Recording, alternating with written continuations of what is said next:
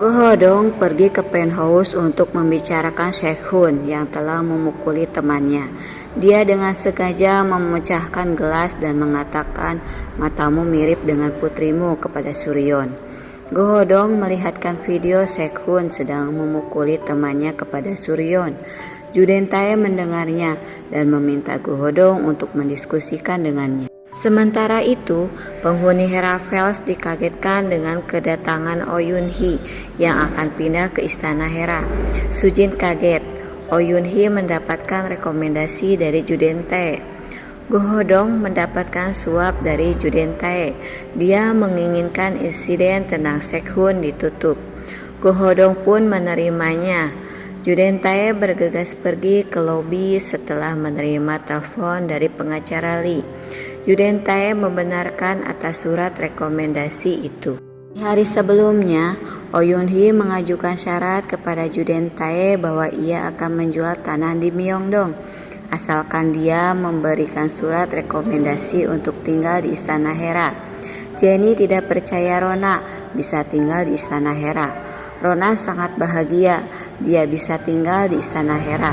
Suryon pun memberi Rona piano. Sujin dan Yoon Cheol berselisih. Sujin marah kepada Yoon Cheol karena telah membantu Oh Yun Hee dan tidak bisa melupakan cinta pertamanya. Cerita pun mundur ke belakang. Oh Yun Hee adalah cinta pertama Yoon Cheol ketika Yoon Cheol tidak bisa membayar uang kuliah di kedokteran. Yoon Cheol menerima bantuan beasiswa dari ayah Sujin.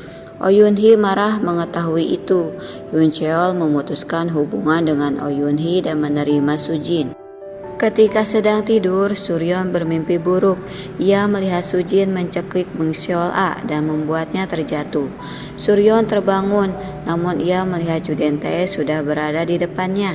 Juden Tae mengatakan ia tidak bisa tidur karena Oh Yun Hee telah mengotori istana Hera yang telah ia bangun susah payah. Di sekolah, Sehun memperhatikan Rona yang sedang melaksanakan hukumannya. Yul cemburu melihat itu dan langsung mengungkapkan perasaannya.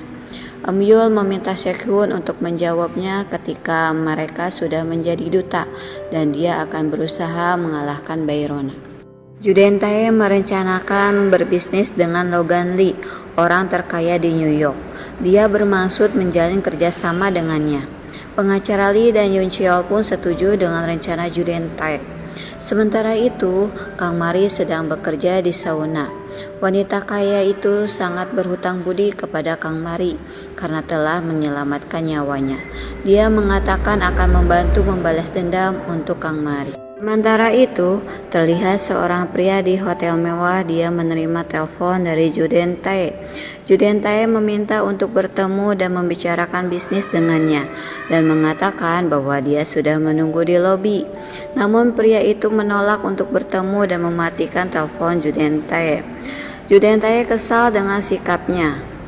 Rona kedatangan teman-temannya di Hera-Fels. Mereka mengejek makanan yang dihidangkan oleh Oh Yun Hee. Namun Sehun memakannya lebih dulu dan mereka pun mengikuti. Yul pergi ke kamar Rona dan membaca diari Rona. Tak lama, Sekyung pun masuk ke dalam kamar Rona. Sekyung langsung pergi ketika melihat Sehun datang menghampirinya. Di sekolah, Jenny kehilangan jepit rambutnya. Semua siswa diperiksa. Rona ketahuan membawa rokok dan majalah orang dewasa. Rona mengelak itu dan menuduh Jenny yang sedang berakting lagi. Jenny marah dan mendorong Rona hingga jatuh. Madoke meminta Rona untuk pergi ke ruang guru. Sehun bertanya kepada Sekyung apa kau yang melakukannya. Sekyung mengelaknya. Yul terlihat mengeluarkan jepit rambutnya.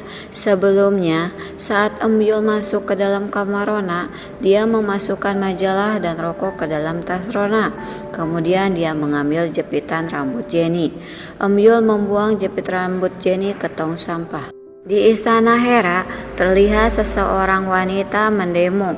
Dia berkata bahwa Oh Yun Hee menelantarkan ibu mertuanya. Oh Yun Hee datang dan mengajak ibu mertuanya pergi, namun ibu itu mengabaikan Oh Yun Hee. Oyun-hee tidak tahan dengannya dan mengatakan, apa kamu sudah lupa dengan anakmu yang meninggal pada saat berselingkuh? Dia terjatuh dari balkon. Apa ibu pernah memberi Rona pelukan hangat? Bahkan kamu tidak pernah membelikannya mainan. Anakmu meninggal dengan hutang yang banyak. Aku yang harus membayarnya sendiri. Ibu itu hanya terdiam mendengar ucapan Oyun-hee. Penghuni istana Hera merasa terharu atas Oyun-hee. Sujin kesal melihat itu. Yoon Cheol menghampiri Sujin dan mengatakan, kamu kalah, akui saja kamu tidak bisa mengusir Oyun-hee. Sujin pergi ke villa. Yoon Cheol mengikuti Sujin. Dilihatnya Sujin bermesraan dengan Juden Tae. Yoon Cheol mengambil senapan dan menuju ke kamar Sujin dan Juden Tae berada. Yoon Cheol pergi ke rumah Oyun-hee dalam keadaan kacau dan luka di tangannya. Apakah Yoon Cheol membunuh? Saksikan episode selanjutnya dan jangan lupa subscribe.